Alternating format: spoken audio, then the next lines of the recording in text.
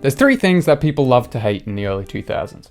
Fat people, ugly people, fat and ugly people. Reality TV networks knew this, so shows shaped around bettering people became the norm. I mean, The Biggest Loser ran for 17 seasons. Some of these shows were more helpful than others, and you could actually see the bigger picture behind why they created them. But it still begs the question, is helping people for monetary gain ethical?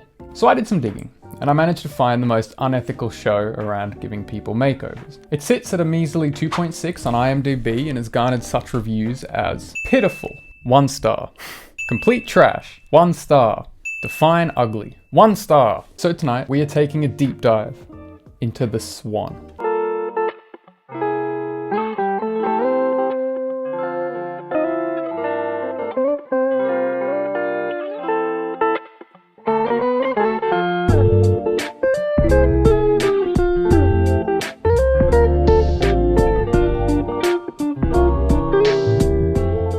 The Swan is an American reality TV show that was created by Fox. It premiered in 2004 and ended on the same year, 2004.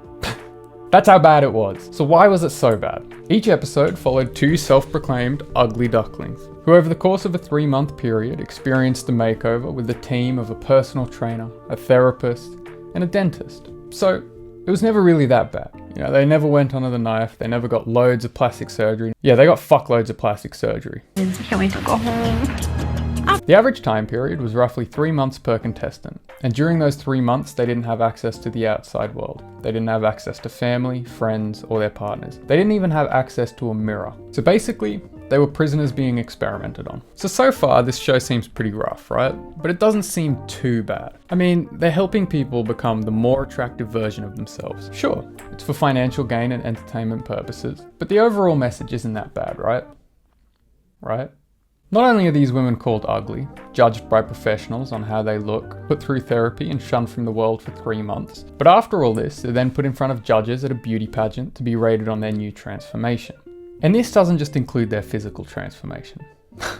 No. This wouldn't be an early 2000s reality show without them being judged on whether their therapy worked or not. That's right.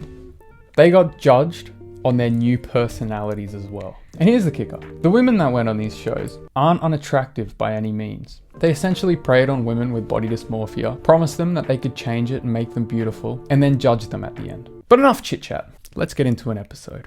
Our episode follows Kathy, and at the beginning of the episode we are given her story and her thoughts and why she wants to be on the show. My name's Kathy Rickers, and I feel uncomfortable with the way I look.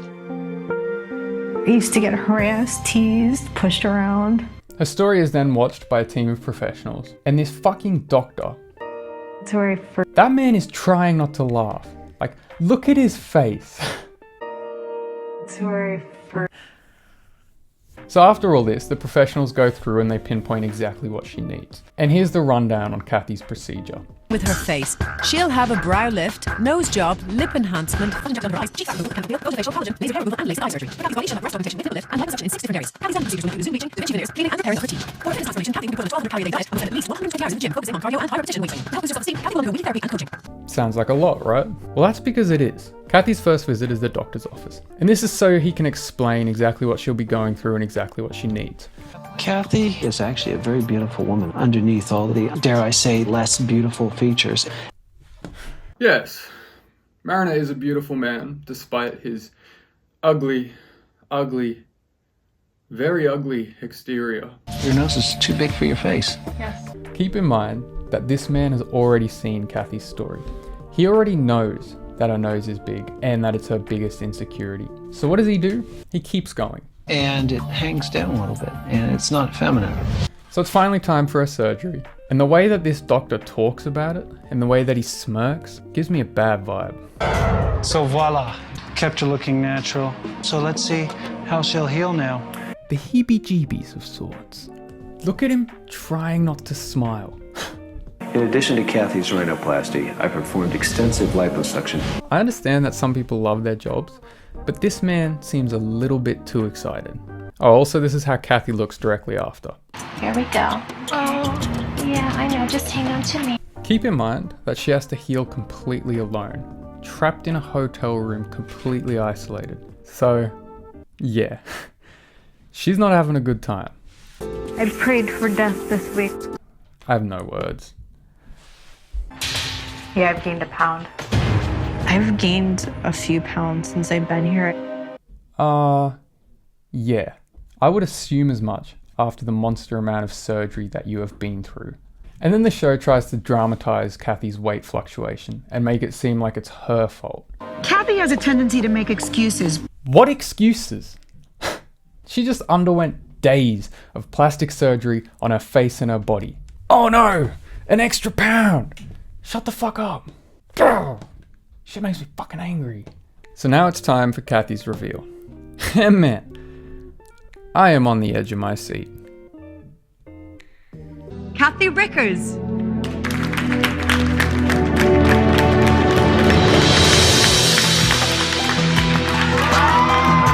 Look, there is no denying that Kathy looks gorgeous.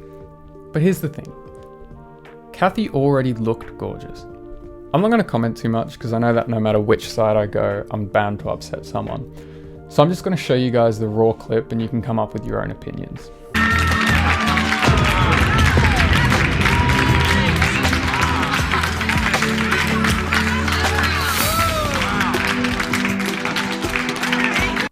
So keep in mind, Kathy still has no idea how she looks. So it is finally time for her to see herself. After 3 months.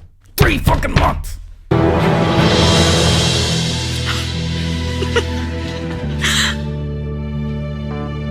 You know, I am happy for her.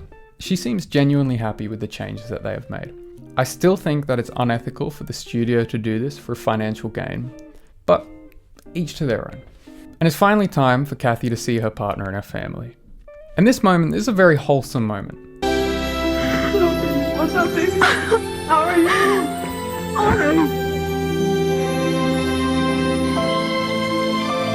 Until her partner says one thing. Like your boots. Did you guys make that out? I'm gonna add subtitles. Like your boots.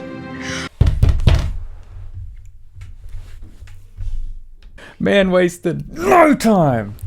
Oh, yes, I like your boobs. So obviously now they're put into the beauty pageant, but I couldn't find any videos about it. Although Wikipedia tells me that Kathy didn't even make it into the pageant. Apparently her transformation was not big enough. So yeah. Where do we go from here? That was The Swan, a TV show that should never see the light of day again. And due to the horrible, horrendous reception that it received, thankfully probably never will. But the thing with this show is that it genuinely proved that plastic surgery was not the answer to your insecurities.